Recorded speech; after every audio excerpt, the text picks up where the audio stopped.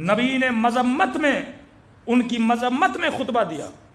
جس خطبے میں سے ایک جملہ جو ہم شادیوں میں پڑھتے ہیں نکاح من سنتی، وہ ایک چھوٹا سا جملہ ہے، اس میں صرف نکاح من سنتی نہیں، نبی نے فرمایا کاروبار بھی من سنتی، بیویوں کے ساتھ بیٹھنا بھی من سنتی ہے، باہر جانا بھی من سنتی ہے، سیر و تفریح کرنا بھی من سنتی ہے. ایک جملہ ہم نکاح میں پڑھتے ہیں کہ نکاح من سنتی، تو نبی نے ساری سنتیں بتائیں کہ اے مومن اپنے وقت کو تقسیم کیا کر، جزءا للہ، جزءا لأہلہ، جزءا لنفسہ. السلام علیکم دوستوں، آپ دیکھ رہے ہیں میرا یوٹیوب چینل رحمت اہل بیت. ویڈیو شروع کرنے سے پہلے پلیز ہمارے چینل کو سبسکرائب ضرور کر لیں اور بیل آئیکن کو ضرور دبائیں تاکہ ہماری ہر نیو ویڈیو اپلوڈ ہونے کی اطلاع آپ تک ضرور پہنچے. آئیے ویڈیو کی طرف چلتے ہیں.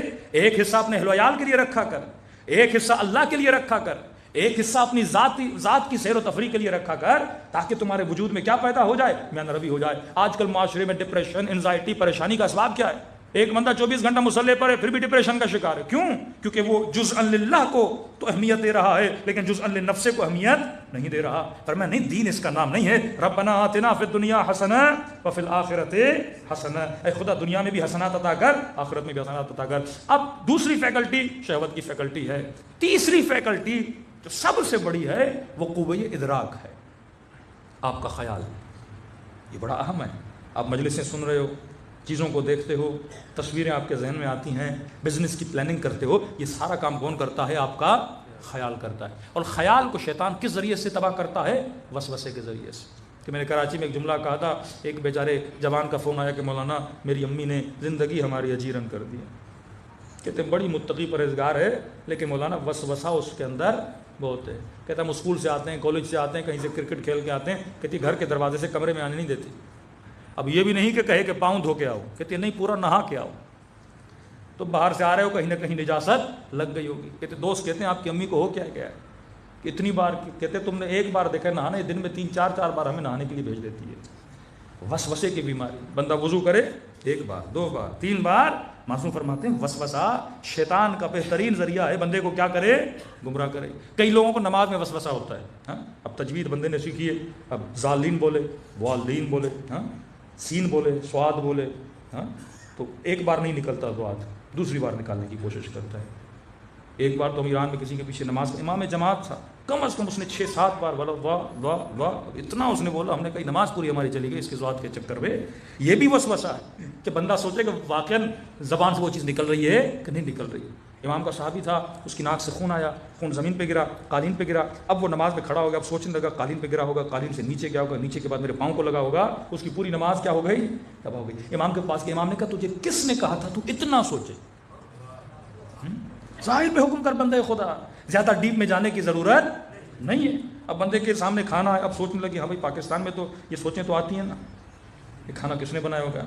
اب کھانے کا پتہ نہیں ہاتھ کہاں کہاں لگایا ہوگا، تیل کیسا ہوگا، برتن کیسا ہوگا. پھر وہ کھانا کبھی کھائی نہیں. یہاں اس ہوٹل میں جاؤ ہی نہیں، یہاں جاتے ہو تو سکون کے بیٹھ کے کھا کے بسم اللہ پڑھ کے وہاں سے بندہ نکل. تو وسوسہ آپ کو کیا کرتا ہے؟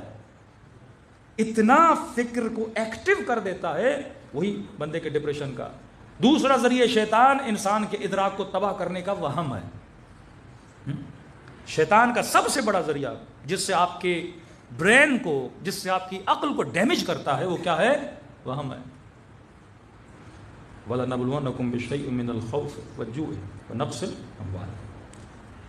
جتنے بھی دشمنان اہل بیت ہیں وہ کس کے ذریعے سے نسلوں کو ڈراتے ہیں؟ وہم کے ذریعے سے. حسین بچوں کو مار دیں گے، گھر کو آگ لگا دیں گے، تیرے اکبر کو مار دیں گے. کس کو ایکٹیو کر رہے ہیں؟ وہم کو ایکٹیو کر رہے ہیں. اب بندے کے اندر خوف آئے گا، وہ راہ خدا کو کیا کرے گا؟ چھوڑ دے گا.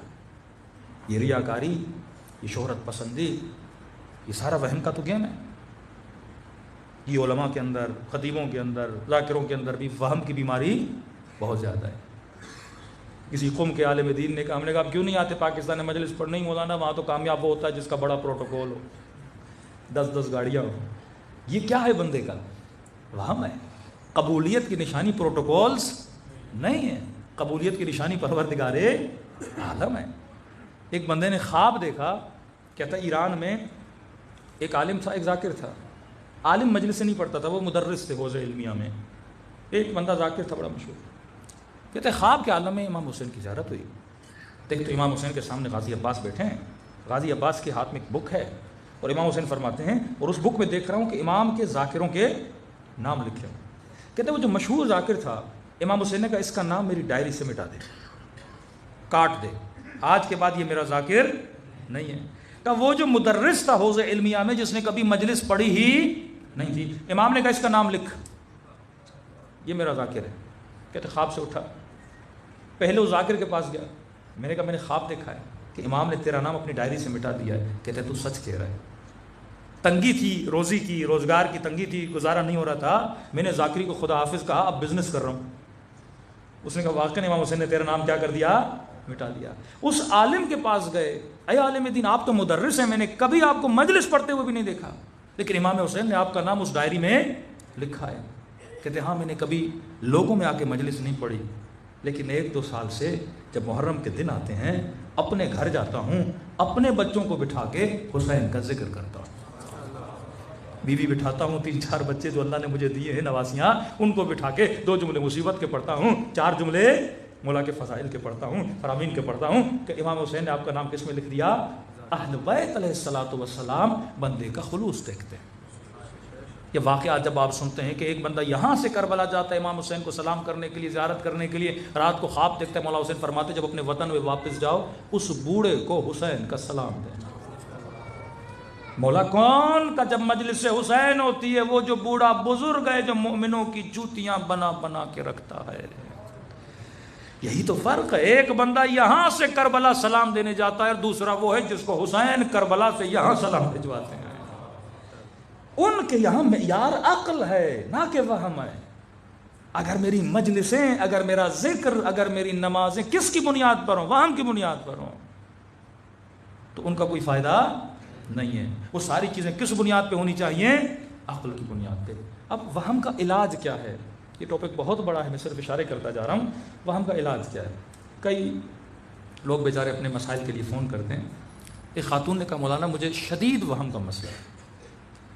اب شیطان وہم اس چیز کا دلاتا ہے جس سے آپ کیا کرتے ہو, محبت کرتے ہو. مثلا جان سے محبت ہے, اچانک آپ کو اس سائڈ پہ درد ہوا, پہلا خیال جو شیطان لائے گا بھائی اٹیک آنے والا ہے. اب خیال کا بھی بڑا کمال ہے, کیونکہ خیال جب آتا ہے نا تو وہ نتیجہ دیتا ہے. آسان کر کے سمجھاؤں, آپ کی مثلا بڑی محنت سے آپ نے پیسے جمع کیے اور عراق جانے کے لیے, مولا کی زیارت کے لیے. اب آپ کی فلائٹ ہے رات کو 10 بجے, آپ ٹریفک میں پھنس گئے. اب ایئرپورٹ 1 گھنٹہ 1.5 گھنٹہ پہلے پہنچنا ہے. اب آپ کی فلائٹ ہو گئی, آپ رستے میں پھنس گئے ایئرپورٹ, آپ کو لگ رہا ہے کہ میں نہیں پہنچ پاؤں گا. آپ کا خیال کیا ہو جائے گا, ایکٹیو ہو جائے گا, بولے گا پہنچ نہیں پاؤ گے, جہاز نکل جائے گا, پیسے بھی ضائع ہو گئے, مولا کی زیارت بھی نہیں ہوگی, یہ ہوگا وہ ہوگا. وہ پورا نتیجہ دیتا ہے. اس نتیجے کی صورت میں آپ کی باڈی میں کیا آتا ہے, اسٹریس آ جاتا ہے. اب یہاں درد ہوا, آپ نے سوچا بھائی درد ایک شاید اٹیک ہونے لگا ہے. اب وہ آپ کا خیال اٹیک دلواتا ہے آپ کو, آپ کے خیال میں وہ بولتا ہے اٹیک ہو گیا, اور ہو جائے گا تو مر جاؤ گے, مر جاؤ گے بچوں کا کیا ہوگا, بیوی کا کیا ہوگا. اب ہوا کچھ بھی نہیں ہے, لیکن آپ کے ذہن میں سب کچھ ہو گیا ہے, اور اس سب کچھ ہونے کے نتیجے میں اسٹریس آتا ہے, اور اسٹریس کے نتیجے میں سچ مچ ہو جاتا ہے. خیال اسی لیے بڑا خطرناک ہے اگر اس کو کنٹرول نہ کیا جائے. من یتوکل علی اللہ فہو حسبہ, کہ اللہ پہ توکل کرتا ہے, خدا کیا کہتا ہے, میں اس کا خیال رکھتا ہوں. امام حسین نے کہا حسبی اللہ و نعم الوکیل, کہ مولا حسین بچوں کو لے کر جا رہے ہو, جناب عبداللہ نے کہا بچوں کو لے کر جا رہے ہو, کہیں بچوں کا کچھ نہ ہو جائے. پھر آگے بڑھتے تھے, پھر لوگ کہتے پھر کسی نے فرض رکھنے کا, مولا وہاں پہ اتنا بڑا لشکر اور آپ 80-90 لوگ, کیا ہوگا.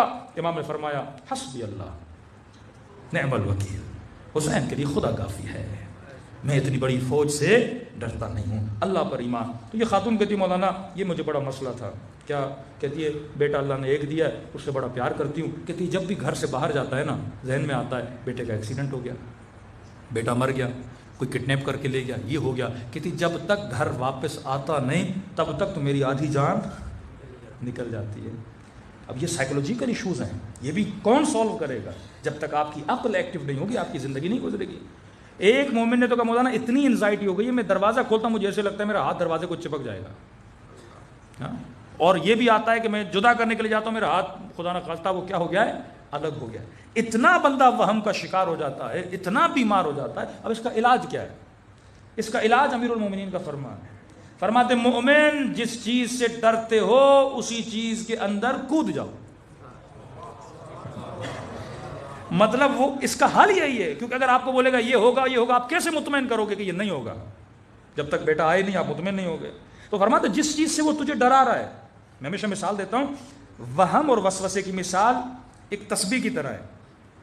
آپ بولو گے یہ نہیں, شیطان اگلا جملہ لائے گا, اگلا وہم لائے گا, اتنا آپ کو گول گھماتا رہے گا, آپ اس کے گیم سے باہر نکل ہی نہیں سکتے ہو جب تک مارتا نہیں, آپ کی جان نہیں چھوڑتا.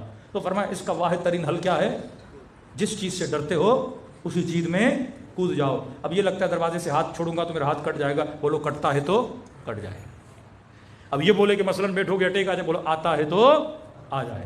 خوف کیا کر دو, ختم کر. جو نتیجہ تجھے دکھا رہا ہے اس نتیجے کو ایکسیپٹ کر لو. کہتے ہیں ہوتا ہے تو ہو جائے, حسبی اللہ نعم الوکیل و نعم المولا, اللہ میرا مالک ہے, جو ہوگا کیا ہوگا دیکھا جائے گا. میں نے کہا خاتون ہے تو جملہ بڑا مشکل, لیکن اس پہ عمل کرو گی اللہ تجھے نجات دے گا. مولانا کیا؟ میں نے کہا تجھے کس چیز سے ڈرا رہا ہے کہ بیٹا مر جائے گا؟ بولو مرتا ہے تو مر جائے. میں نے کس کے حوالے کیا؟ اللہ کے حوالے کیا. اللہ کی امانت تھی. کئی دنوں کے بعد فون آئی کہ مولانا میرا سب سے بڑا مسئلہ آپ نے حل کر دیا. اب جب میں نے بول دیا مرتا ہے تو مر جائے, اگلا جملہ اس کے پاس ہے ہی نہیں. وہ اب مجھے شیطان کس چیز سے ڈرائے؟ یہی وہم راتوں کو آتا ہے. 4 دوست آپس میں ڈسکشن کریں, ڈسکشن جنات کی کریں.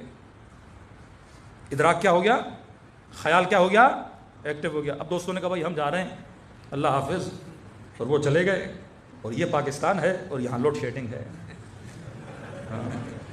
اور آپ گھر میں اکیلے تھے, لائٹ چلی گئی, اور وہ بدبخت 2 گھنٹہ جنوں کی باتیں کرتے رہے. اب بندہ اکیلا, اچانک سے چھت سے آواز آئی ٹھک, فوراً وسوسہ کس کا آیا؟ جن کا. اس سے پتہ ہے آپ کس سے ڈرتے ہو, وہ اسی سے ڈراتا ہے. معصوم فرماتے ہیں پہلے ان محبتوں سے, فیک محبتوں سے خود کو آزاد کر تاکہ تجھے وہ نہ ڈرائے. دشمن کس چیز سے ڈراتا ہے؟ بیٹے کو مار دوں گا. اگر بندہ ناموس پسند ہے, غیرت مند ہے, تو اس کو ناموس کا اٹیک دے گا. ویڈیو لیک کر دوں گا, آڈیو لیک کر دوں گا, عزت پیاری ہے یہ کر دوں گا. وہ ہر چیز سے ڈرائے گا. یہ ڈر ہمیں کیا بناتے ہیں؟ غلام بناتے ہیں اس کا. کمزوریاں آپ کو غلام بنا دیتی ہیں نا. یہی شیطانی وہم اور وسوسے کے ذریعے وہ پوری قوموں کو غلام بناتے ہیں, لوگوں کو غلام بناتے ہیں. اب معصوم کیا فرماتے ہیں؟ جس چیز سے ڈرو اس میں کود جاؤ. اب یہی آپ کو تھوڑی سی آواز ہے, آپ نے کیا سوچا؟ جن آ گیا. اب اس کو اور ایکٹیو. پہلے آپ کے جو سینسرز تھے وہ اتنے سینسیٹیو نہیں تھے, اور لیکن جیسے وہم آتا ہے آپ اتنے سینسیٹیو ہو جاتے ہو, اگر زمین پہ چونٹی بھی چلے نا وہ بھی آواز آپ کو سنائی دیتی ہے. اور جب لائٹ آئے گی آپ کو پتہ چلے گا کچھ تھا ہی نہیں, یہ میرا کیا تھا؟ وہم تھا. وہم شیطان کے گمراہ کرنے کا سب سے بڑا ذریعہ ہے. ابن شمر وہم زدہ تھا. امام حسین نے کہا رے کی حکومت تو دور, رے کی گندم کا دانہ بھی تجھے نہیں ملے گا. وہم زدہ تھا. باطن کو بقا ہے, عاشق نور بنو, عاشق کمال بنو, عاشق فنا نہ بنو. شیطان تجھے فنا کا عاشق بناتا ہے. دوسری بات وہ اتنا تیز ہے, 70,000 سال جس بندے نے عبادت کی اس کا مقابلے کرنے کے لیے جگر چاہیے ہوتا ہے. ہم میں اتنی توانائی نہیں شیطان کا مقابلہ کرے. یہ اہل بیت کی رہنمائی ہے کہ بندہ اس کا مقابلہ کر سکتا ہے. یہ تعلیمات اہل بیت ہیں. اعوذ باللہ من الشیطان اللعین الرجیم کا ورد کرنا ہے جو بندے کو شیاطین کے وسوسوں سے کیا کرتا ہے؟ بچاتا ہے.